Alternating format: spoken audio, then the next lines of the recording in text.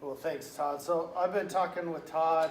We go to the meetup down at JCW's, and I see a lot of familiar faces, and we meet every couple weeks or so, or at least once a month. And I've really liked those, but I just been going to them last year or so. Seems like there's a lot of people that are either learning Ionic, but don't seem to get past coming to the meetups or dabbling in it on their own. And that's one of my frustrations with meetups in general, is that they're a great place to network, but I don't see a lot of people actually, building things and learning things. And I think the best way to learn something is actually getting in and doing it. And Todd and I, we kind of talked about the same, that both of us, we don't do Ionic full time. I really like it. It's a lot of fun, so I do a lot in my spare time. But I have a lot of other responsibilities I have to do. Java programmer, do a lot of DevOps. But I really find it fun and exciting. And so what we thought about is proposing a workshop to learn Ionic. And I'll just do a quick presentation on kind of the idea, and then get your feedback on what people think of that.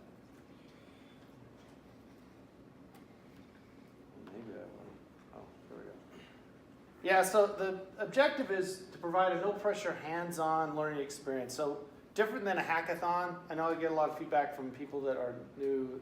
Hackathons can be kind of intimidating, where it's, who's the smartest guy in the room or woman in the room, and that's not what this is intended. This is intended to be a place where you could learn good practices, dabble with the code, work with mentors, and then come back and repeat it. And so the objective would be to become proficient in Ionic and Angular frameworks. If you're looking for a job in tech, they're both great frameworks. That's one of my attractions to Ionic, is that it's based on Angular, which is a really good web application framework to build web apps. So you kind of learn both things.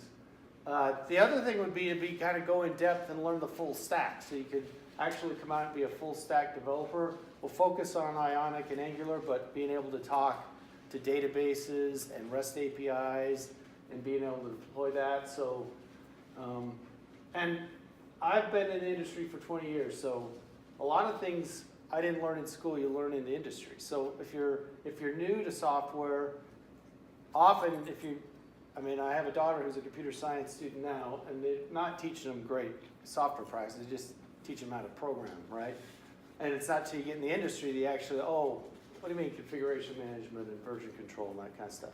So what we'd like to do is introduce, or I'm proposing we introduce the following standards: version control, continuous integration, a lot of things you do when you actually went in the workforce. And really learn skills needed for a career in programming if that's what you want to do. So who's it for? It's for anyone wanting to learn Angular and Ionic. So, yeah. Okay. So we've got one taker, Todd. That's good. Okay. So anyone wanting to learn Angular or Ionic? And that goes for me. I just want to be, I've been dabbling with it for almost 2 years, but I still don't consider myself an expert, but want to become more of one. So beginning programmers are just looking for mentors and more experience. Senior programmers like me that want to learn a new skill, okay? So if you program in another language, I'm a Java, C programmer. JavaScript to me for years was one that I just detested, and now I've come to appreciate, well, you gotta learn it because it's there. And then TypeScript came out, so I said, I can tolerate this a lot more. So learning new skills. If you're an entrepreneur, so I myself am an entrepreneur, so I see it as a really exciting platform to create mobile applications that maybe is not the next Facebook, but might be a really good small business app or something like that. And anyone looking to transition to a career in software development, I think it's a great place to start. So that's kind of who it's for. Here's the proposed plan. That we take, Ionic has a reference app. You've probably seen it on GitHub. It's a pretty basic conference app, but it demos all the key features. It's not great looking. It doesn't have a lot of features there, but but it's written in a way that they try to show their best practices. So the idea is we take that as a reference app and then enhance it and build on from there. The idea is we do a 3-month workshop, meet twice a month, so for 6 individual meetings with 6 kind of lessons. And then, and I just put that a proposal of Thursday nights seem to be a pretty open night for a lot of people, maybe the 2nd and 4th Thursday, but that we can work that out. And then every quarter we just repeat it. So we take the same lessons, probably update them, and maybe add new enhancements, like maybe a new plugin we want to try or a new service we want to enhance. So over time it just kind of builds up, but you could always go back, repeat a lesson if you miss some. So the idea is to just kind of keep this going over and over again. So that was kind of the plan. So high-level topics, introduction to Ionic, testing. Again, this is another, I think, a really good thing to learn in the industry, which a lot of people don't know how to test. And so learning how to test, user interface design, that's the one that Corey could probably help a lot with. Coming up with best practices, especially for mobile. Learning the Cordova plugins. There's a lot of plugins, and sometimes they have bugs, and they out of the box they work pretty well, but then you get into these kind of strange conditions that they don't work that well. And then go into advanced components in Angular, and third-party integration like databases, web services. And then also the other part that I find is really challenging is just being able to build and deploy and put it on the App Store. It's not a trivial thing. It takes lots of steps. You get a PhD in Apple, figure out how to do it. But if you can learn how to do it, it's not impossible. So this is just more detail. So we'd set up a development environment. We learn the basic components right to start with. That's kind of in the reference app. We learn about testing, so how to use unit tests with Jasmine and how to do end-to-end tests with Protractor. And these are really great topics. Even if you weren't doing Ionic, if you wanted a job at a software company, that's not a bad way to go. Todd and I both started, I think, at Novell in testing. And it's a great way to really become a good programmer and a good software developer and architect. UX design. This is one that I really would like to learn more about. I've been mostly on the back end and little on the front end. And so understanding best practices, learning how cascade style sheets work, how you can customize themes using Sass, and best practices with Ionic components. So just to repeat on the Cordova plugins, all the different plugins, camera, map, media plugins, authentication, progressive web apps.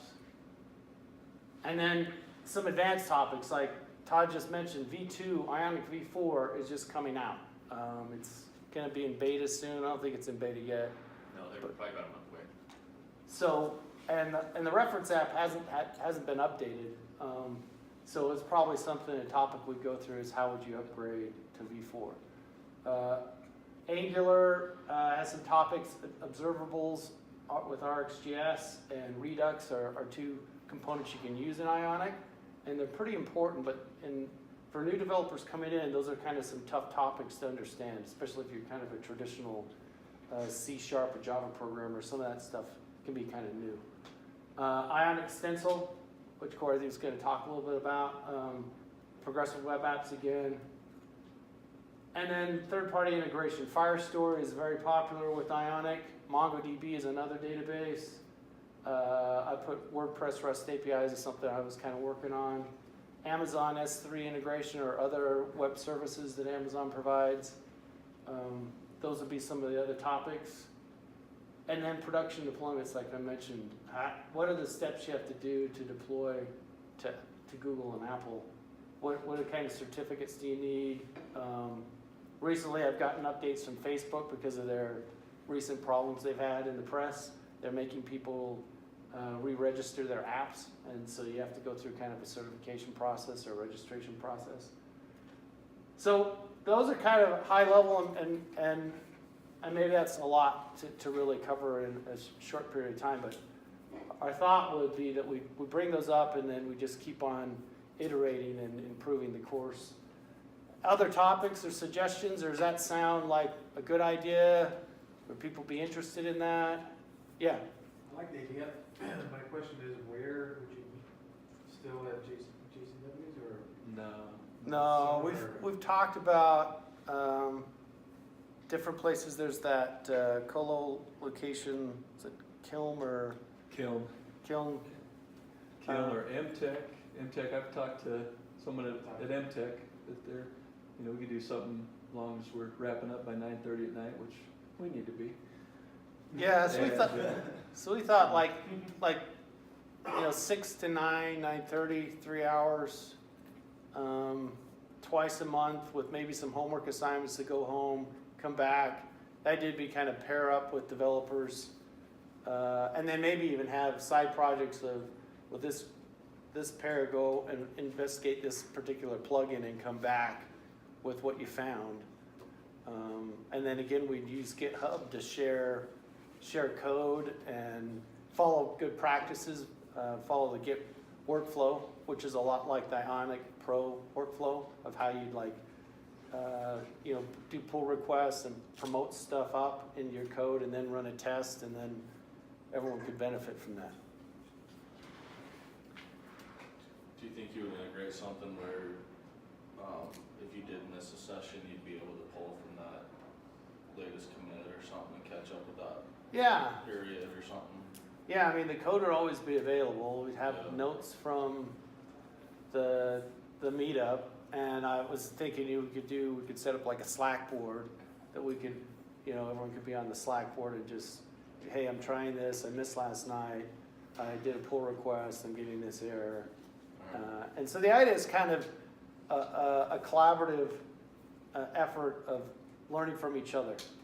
And there's no better way to learn than to actually dive in, build stuff, run it in the debugger, and then even put it on your device and see how it goes. So, And would that replace this meeting then? I don't think I it, really want to do both, right? yeah. A lot of- So I think we've talked, this would be kind of in addition to that. So, and if we had three of us met, or if we did the JCW maybe on an off week, you could still go there and just meet people. I think this one's a key one where we come and do demos. This one's not as frequent, so I think we still do this the one. course would actually give us more topics to discuss at the JCW. You're just like, hey, I'm stuck on this one part, or whatever. It would be a good follow up. And then this, we even talked about, as you go through the course, you're probably going to want to build something. You got other ideas. You want to build apps, and so this meetup would always be open. And the workshop, we'd want people to kind of sign up and stick with it for the 3 months. But this one, it's just always open, more casual, and people could present their projects. Like I was telling guys, it's like we have students come in from MTech all the time and present their student project, just show what they did, show a little bit of code. So that this serves that purpose too. We could do that here. Yeah. So that's all I had. Todd will probably send out more information when we get a location and schedule, but we kind of want to start on it pretty soon and get people's feedback and spread word of mouth if you know others that want to learn. There's a few other meetups I thought of attending and saying, hey, if you want to actually dive in and do some coding, this would be a great place to go. Like I was going to go to the Angular meetup, I think in a couple weeks, and just present it. So what's your feedback about the time? Thursdays, second and fourth Thursdays, 6 to 9ish. What does that cause a problem? What's that? In winter. In the winter time too? Snow. Driving late at night is a concern. There's also some other user groups that meet at those times. So Yeah. there might be conflicts sometimes. I know the Java users group, for example, I sometimes go and they do it on Thursdays, I think. I think it's tonight, isn't it? It's tonight. Yeah, it's it's tonight. tonight. Yeah, I go to a lot of meetups and I also help with the DevOps meetup, and that one's on Wednesday. I kind of purposely put that on Wednesday. I think a lot meet Tuesday and Wednesday. Thursdays seem to be a little lighter, but there's always going to be conflicts. The only way to avoid it would be a Monday or a Friday, but I think you get more conflicts with individuals there, so. I feel like Thursday is probably one of the better days. Yeah. That's what we thought, especially if it's longer too, so. yeah, and you know, even if you do it and you jump in and do the full workshop, 3 months, and then boom, back to going to the Java and the Angulars and the others that are on Thursday night. Yeah. And the idea is you could repeat it and come back, well, I missed this section, didn't really get this. Or it can evolve too. It could say, hey, here's another topic. Let's do something more in Redux or, Stencil, or adding some other pieces. So I could see us, forking the app and coming up with different things that you could do. I think it'd be a great, reference app for Ionic. They'd love to demo what we've been doing using the reference app. And realistically, some people won't be able to commit to 6 sessions. Yeah. So ideally, we make this modular enough that you could come in, or anybody could come in and learn the topic of the night and spend some time coding it. And How long guys, before you guys were wanting to start this? we want to get started pretty Yeah, I quick, was thinking pretty soon. like within a month. Yeah. Yeah, I'm pretty interested. I need to put school first. I'm cramming on a project for that. Yeah. Yeah. So you might even need to wait Yeah. if you're, being in school, wait and pick it up on the second go around or something. But yeah. You have to announce it on the meetup page because some people attend this meetup Yeah. didn't know today, so you have to say that this is, Yeah. and the timing, something like that, so they know. Yeah, we'll do. We'll probably schedule it in the meetup and just Yeah. announce it there, because then a lot more would get it. And Yeah, we'll call it Ionic Workshop or something like that, so that you know the difference. But yeah. Any other feedback or ideas? So I'm assuming we have people who work as mentors, that they already are familiar enough with the topic that they could share with those of us who don't, Yeah. maybe. Yeah, there's you, and there's Corey, me, and Brett. Hopefully after the first round, have mentors so that. Yeah. I mean, a couple of you built Ionic projects too, so I mean, it's going to be definitely a community effort. But yeah. So everyone is gonna be like doing the same thing. Is that the plan? Like, you have a topic or a task, and everyone's trying to do that same thing. Is that? Yes. Yeah. It'll be very organized, structured that way.